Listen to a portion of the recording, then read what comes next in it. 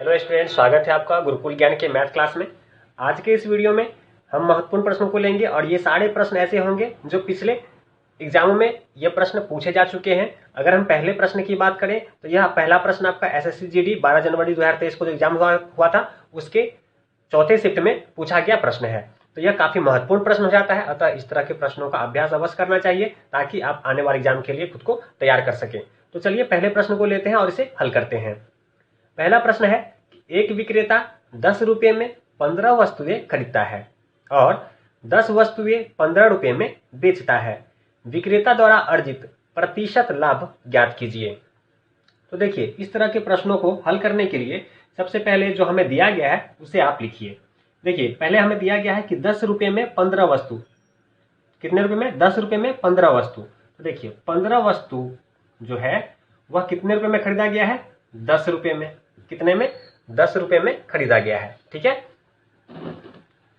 वहीं आगे देखें तो आगे कह रहा है कि 10 वस्तुएं, वही 10 वस्तु जो है वह 15 रुपये में बेचा गया है। 15 रुपये में क्या हुआ? बेचा गया है।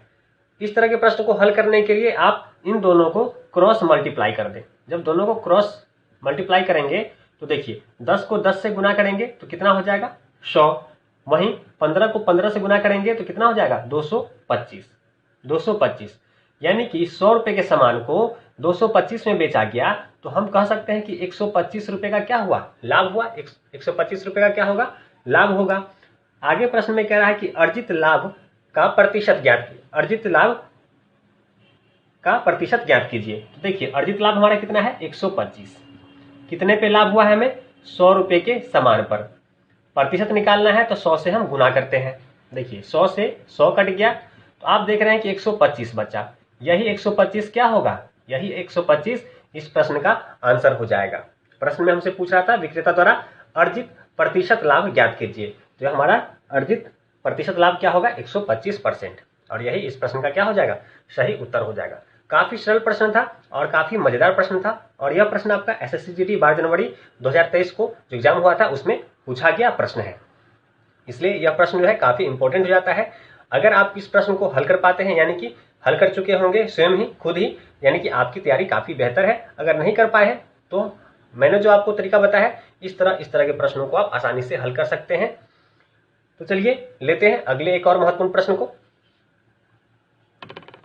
अगला प्रश्न है, प्रश्न कह रहा है कि एक ट्रेन पहले 10 मिनट में 90 किलोमीटर प्रति घंटा और अगले 25 मिनट में 60 किलोमीटर प्रति घंटा और अंतिम 4 मिनट में 15 किलोमीटर प्रति घंटा की गति से दौड़ती है। ट्रेन की औसत गति क्या होगी? ट्रेन की औसत गति क्या होगी? तो सबसे पहले हम क्या करेंगे? सबसे पहले हम स्पीड निकालेंगे, कुल स्पीड। देखिए, 10 मिनट में 90 किलोमीटर, 10 मिनट में कितना? 90 किलोमीटर चलती है। वहीं आगे देखें 60 मिनट में 25 मिनट में 60 किलोमीटर। कितने? 25 मिनट में 60 किलोमीटर। वहीं आगे देखें तो आगे कह रहा है अंतिम 4 मिनट में 15 किलोमीटर। अंतिम 4 मिनट में कितना? 15 किलोमीटर की दूरी तय करता है, यानी कि गति से दौड़ती है। तो ये हमारा कुल क्या आ गया? हमारा यह डिस्टेंस आ गया। डिस्टेंस आ गया।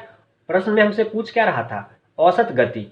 तो नीचे हमें टाइम डालना पड़ेगा। तो टाइम क्या है? 10 मिनट, 25 मिनट और 4 मिनट, कुल ये टाइम है।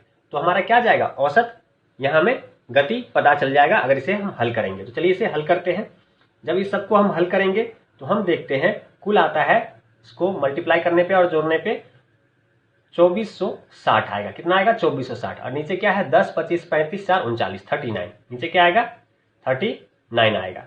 जब इसे हम हल करेंगे तो देखते हैं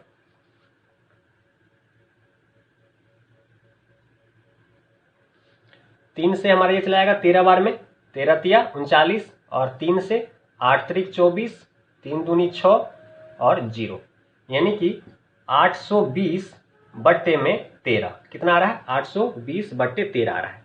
जब इसे हम हल करेंगे तो हमारा आंसर आ जाएगा कितना? 63, 63 अनुपात 1/13। और यही क्या हो जाएगा? हमारे इस प्रश्न का आंसर हो जाएगा। यही क्या होगा? हमारे इस प्रश्न का आंसर हो जाएगा। प्रश्न में कुछ नहीं पूछ रहा था। प्रश्न में सीधा कह रहा था कि एक ट्रेन है जो 10 मिनट में 90 किलोमीटर, अगले 25 मिनट में 60 किलोमीटर और अंतिम 4 मिनट में 15 किलोमीटर की गति से दौड़ती है। जब इसको हमने गुना कर लिया तो हमारा क्या निकल गया, टोटल डिस्टेंस निकल जाएगा, टोटल डिस्टेंस निकल जाएगा। इसके बाद नीचे हमारा टाइम है और स्पीड का फॉर्मूला क्या होता है, डिस्टेंस बट्टा टाइम, तो ये हमारा आ गया। इस प्रकार से हम देखें तो हमारी औसत गति हमें पता चल गई, जो कि कितना है 63:1/13, और यही इस प्रश्न का क्या हो जाएगा, सही उत्तर हो जाएगा।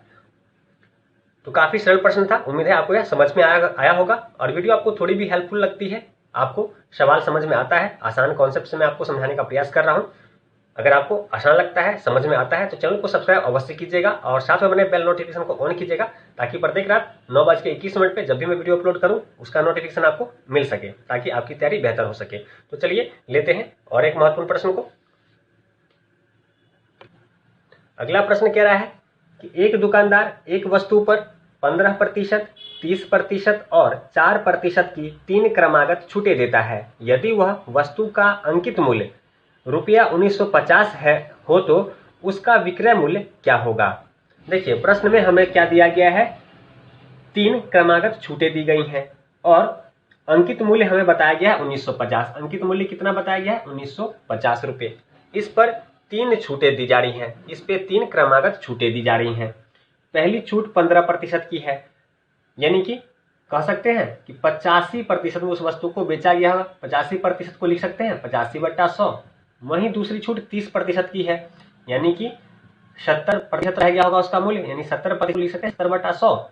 वहीं अंतिम जो है तीसरा वह 4% का है, तो कह सकते हैं 96%। 96% को लिख सकते हैं 96/100।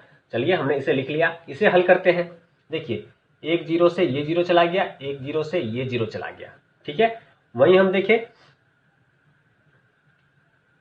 5 से 17 बचे 85, 5 से ये आपका कट जाएगा कितनी बार में, 20 बार में यह आपका कट जाएगा, 20 पंचे 100। वहीं फिर देखिए तो ये भी और कटेगा, 5 से इसे हम काटेंगे, 5 चौका 20 और 5 से ये कट जाएगा, 5 तिया 15, 4 45, 9 पचे 45, ये कट गया। 4 से देखिए आपका,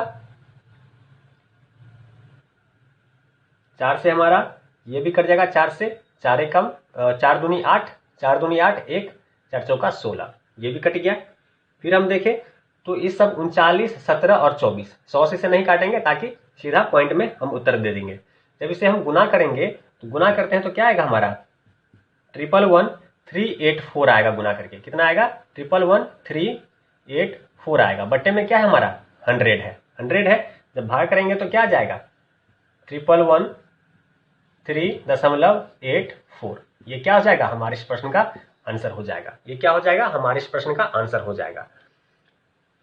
तो विक्रय मूल्य क्या हो जाएगा 1113.84 रुपये क्या हो जाएगा, विक्रय मूल्य हो जाएगा। और यही प्रश्न हमसे पूछ रहा था। इस प्रकार से इस प्रश्न को आप हल कर सकते हैं। काफी सरल प्रश्न था, उम्मीद है आपको यह तरीका समझ में आया होगा और इस सवाल को कैसे कम से कम समय में हल कर सकते हैं यह आप सीख चुके होंगे। तो चलिए इस वीडियो के अंतिम प्रश्न को लेते हैं और उसे भी हल करते हैं।